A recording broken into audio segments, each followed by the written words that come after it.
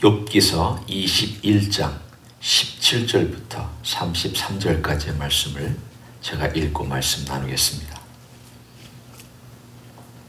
욥기서 21장 17절입니다. 악인의 등불이 꺼짐과 재앙이 그들에게 닥침과 하나님이 진노하사 그들을 곤괴하심이 몇 번인가. 그들이 바람 앞에 검불같이 폭풍에 날려가는 겨같이 되었도다.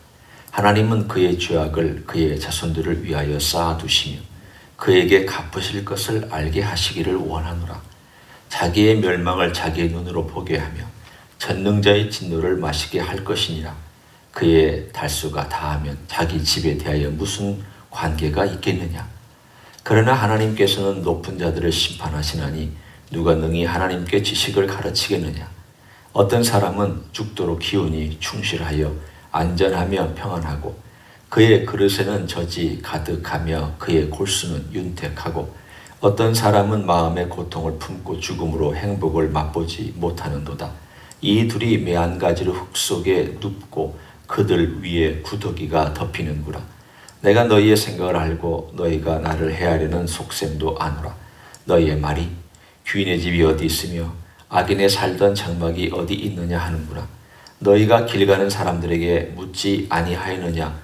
그들의 증거를 알지 못하느냐.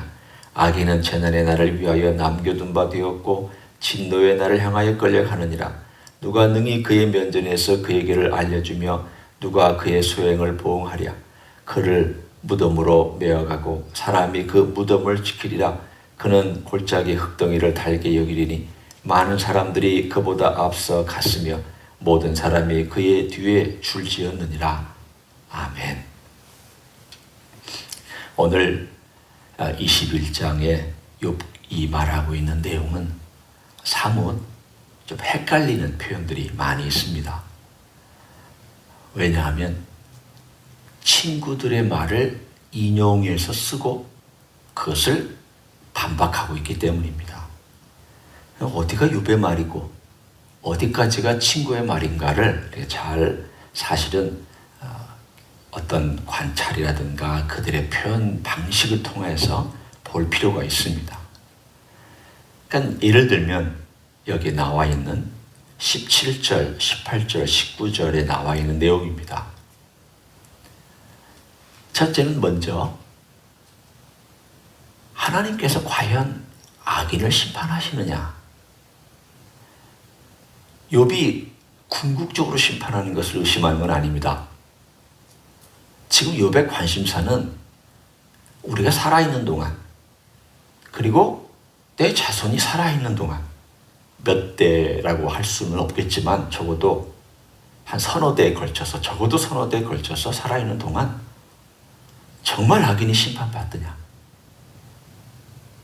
너 그거 정말 100% 확신할 수 있느냐? 그 질문을 친구들에게 던집니다.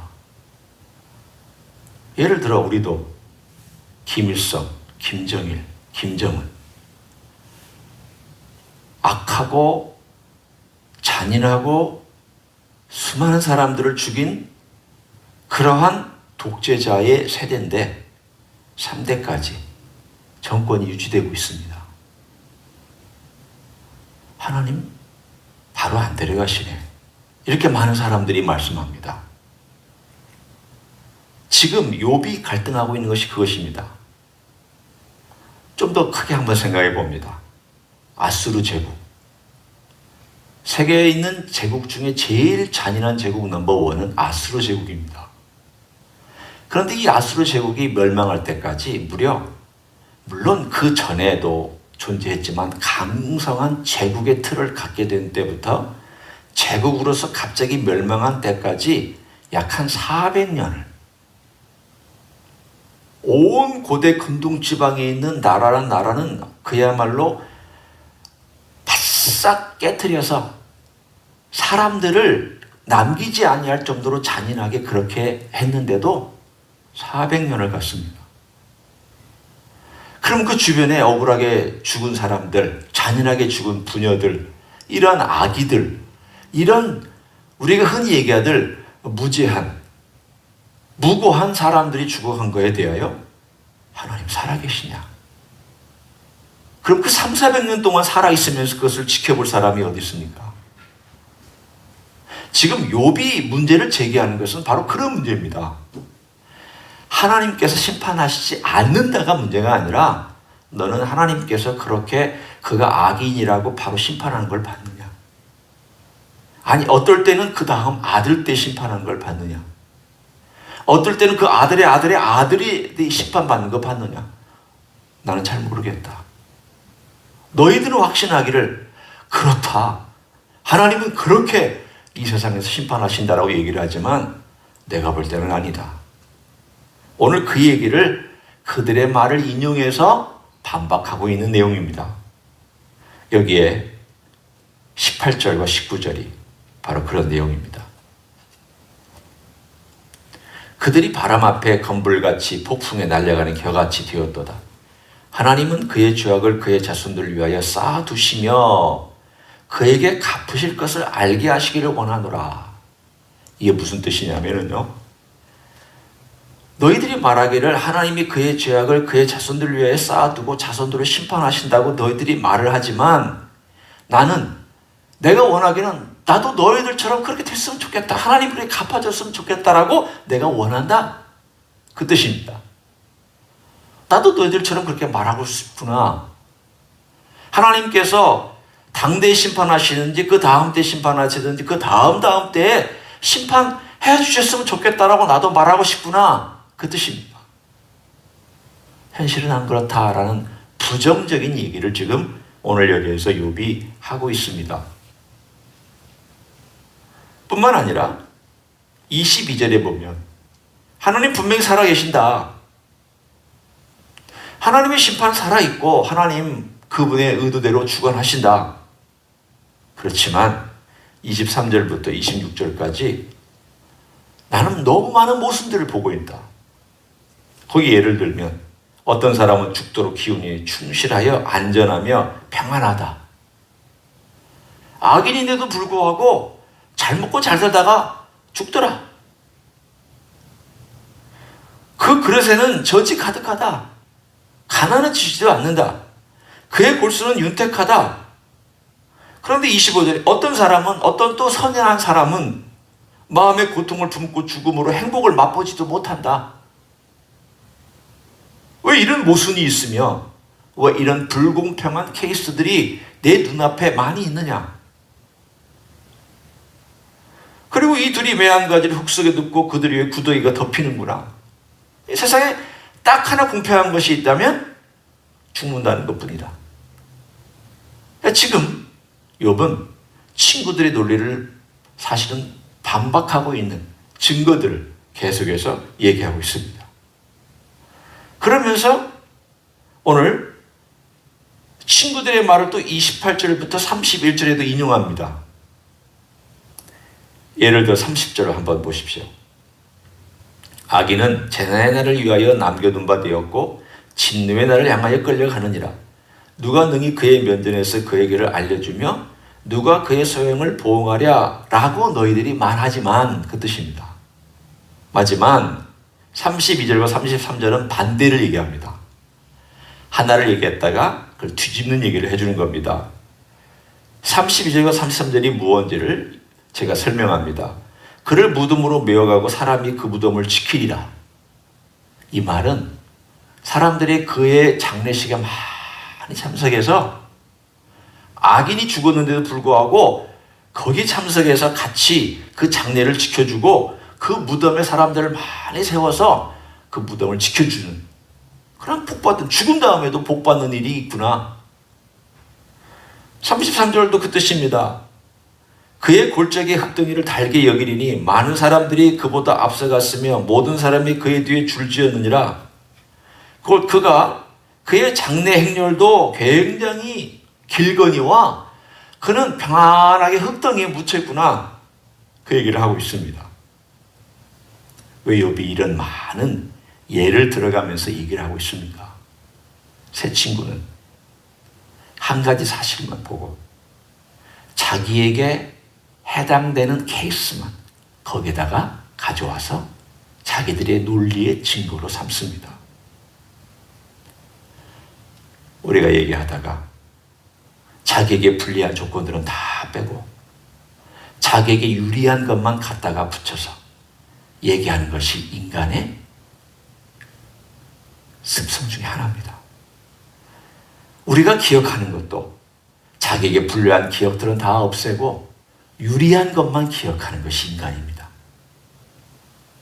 막 논쟁이 벌어지면, 그리고 자기가 잘못한 것이 막 상대방이 얘기하면 자기의 잘못한 것보다는 잘한 것들을 계속 강조함으로 그 논쟁에서 지지 않으려고 합니다. 인생이 그렇습니다. 이 친구들의 특징이 뭐냐? 욥이 지금 그대로 지적하고 있습니다. 너희들이 말하는 것은 너희들이 논리를 하나 딱 세워놓고 악인은 심판받고 선한 사람은 축복받는다. 그래서 악인들은 지금 병에 걸리고 악인들은 지금 고난당하고 악인들은 지금 자손들이 힘들다. 선인들은 이 땅에서 잘 살고 선인들은 여러 가지 복을 받고 건강하다. 너희들은 이 논리를 위해서 딱 세워놓고 그 케이스만 갖다가 들이대면서 이게 옳다, 옳다, 옳다라고 나에게 강요하는구나. 그러나 너희들은 틀렸다. 너희들이 말하는 것은 나를 고통스럽게 하고 나에게 해를 준다. 나는 그렇게 생각하지 않는다. 왜냐하면 분명히 하나님께서 통치하는 건 맞다. 내가 부정하는 거 아니다. 그런데 이 통치가 이 땅 위에 진행될 때에 우리가 판단하지 못하는 변수와 미지의 세계와 모르는 것이 너무 많아서 나 함부로 얘기하지 못하겠다. 그 모순이 너무 많다. 부자인 가운데 악한 사람이 얼마나 많으냐. 잔인한 사람들의 평안히 죽는 케이스가 얼마나 많으냐. 심지어는 그 자손의 자손들까지 잘 먹고 잘 살더라. 이거 어떻게 해석할 거냐. 죽음, 심지어는 죽음조차도 악인이 죽는데 사람들이 많이 와서 그 죽음에 대하여 축복해주고 사람들이 무덤도 지켜주고 장례 행렬도 길게 줄 서서 가고 이게 뭐냐? 라고 오늘 욥은 인생의 모순과 인간의 불공평한 일들에 대한 것들을 친구들에게 그대로 전달하고 있습니다. 얼마나 건강한 신앙입니다.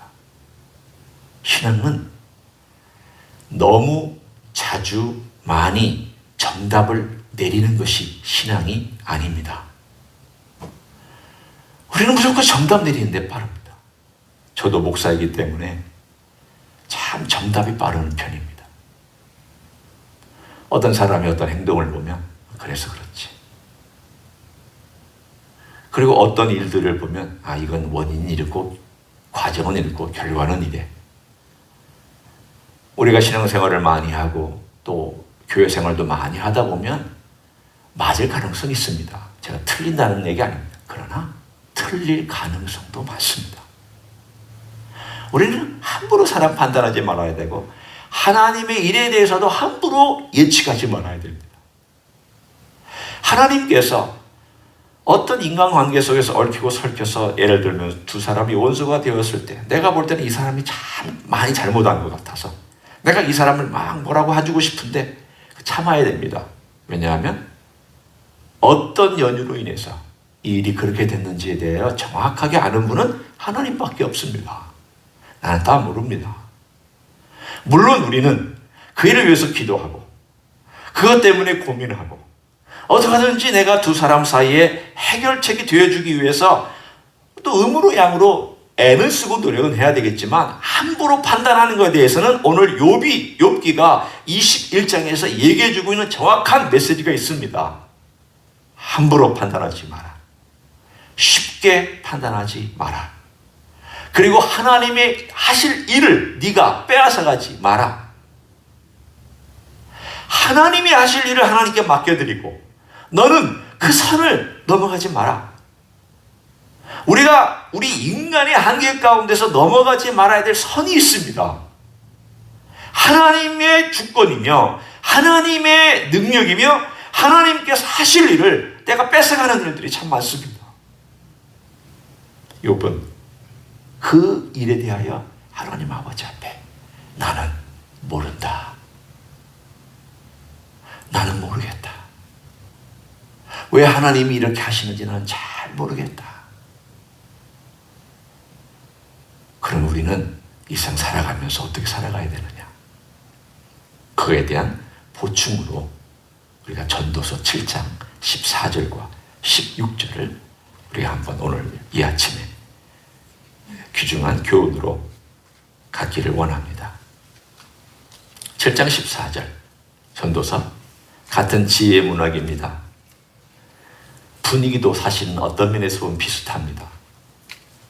하나님이 하시는 일을 알지 못한다라고 하는 가장 기본적인 주제와 큰 틀 안에서 솔로몬이 주는 권고입니다.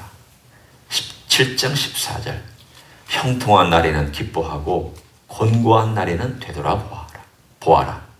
이 두 가지를 하나님이 병행하게 하사 사람이 그의 장래일을 능히 헤아려 알지 못하게 하셨느니라.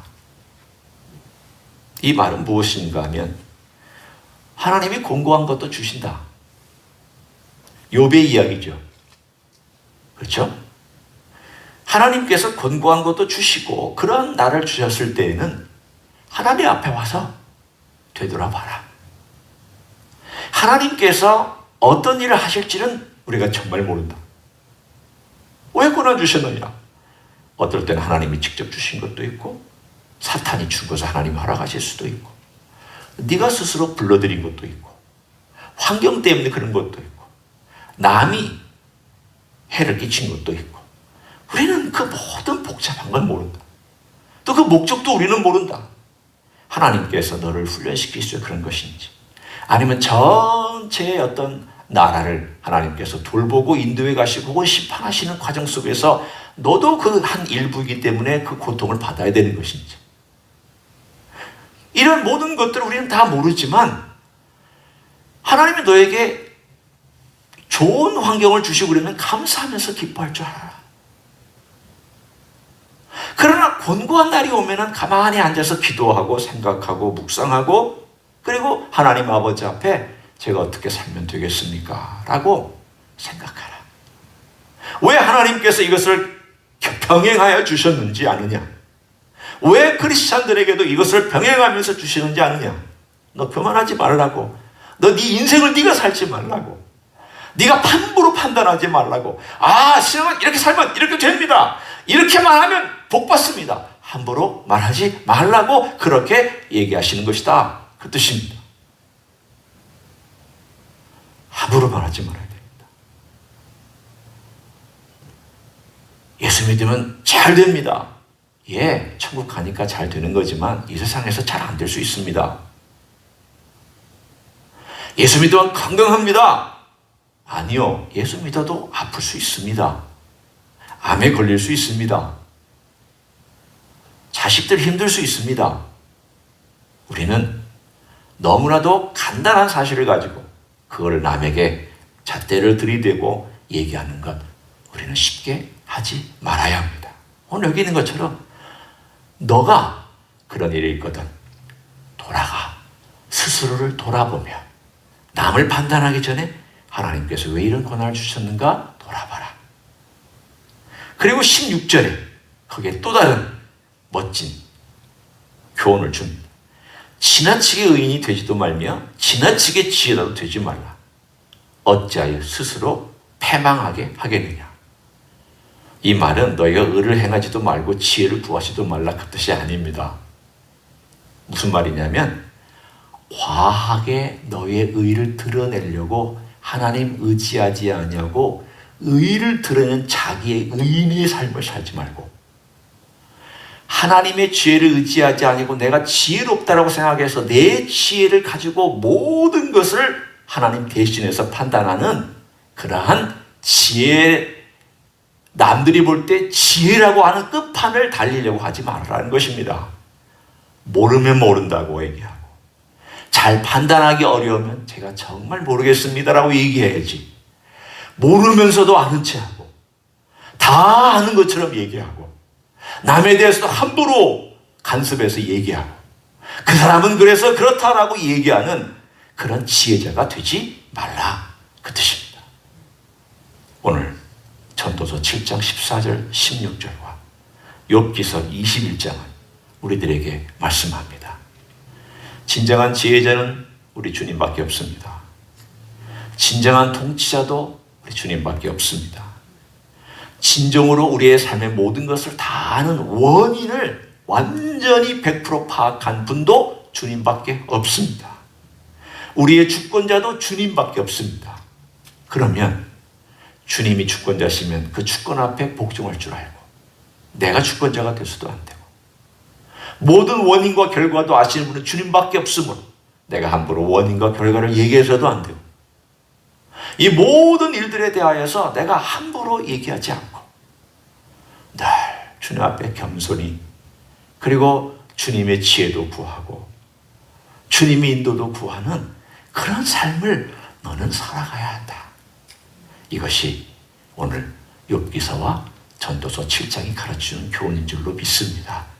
오늘 하루도 우리 주님을 그렇게 의지하면서 걸어가는 여러분 되시기를 예수님의 이름으로 간절히 축원합니다. 기도하겠습니다. 하나님 고맙습니다. 우리의 삶 속에서 우리가 함부로 정답을 내리려고 하는 그러한 태도가 얼마나 어리석은 결과를 가져오는지에 대하여 말씀해 주시니 감사합니다. 다른 사람에 대하여서도 함부로 얘기하지 않게 도와주시고 다른 사람이 행하는 행동의 그 모든 부분을 함부로 정죄하지도 않게 도와주시기를 원합니다. 또한 내 삶 가운데서 주님께서 주신 귀한 축복은 누릴 줄도 알고 주님께서 고난을 주시고 아픔을 주셨을 때에는 그 고난 가운데 깊이 기도하고 묵상하고 돌아보고 주님께 은혜를 구하는 겸손한 삶을 살아갈 수 있도록 축복하여 주시옵소서. 우리 주님 오늘도 주님 앞에 나왔습니다. 주님의 은혜를 구하는 종들을 기억하여 주시기를 원합니다. 주님의 은혜와 주님의 지혜와 주님의 인도하심과 주님의 능력과 주님의 모든 것들을 사랑하는 종들의 삶 속에 풍성하게 베풀어 주셔서 주님 의지하는 것만이 해답인 것을 알게 축복하여 주시옵소서.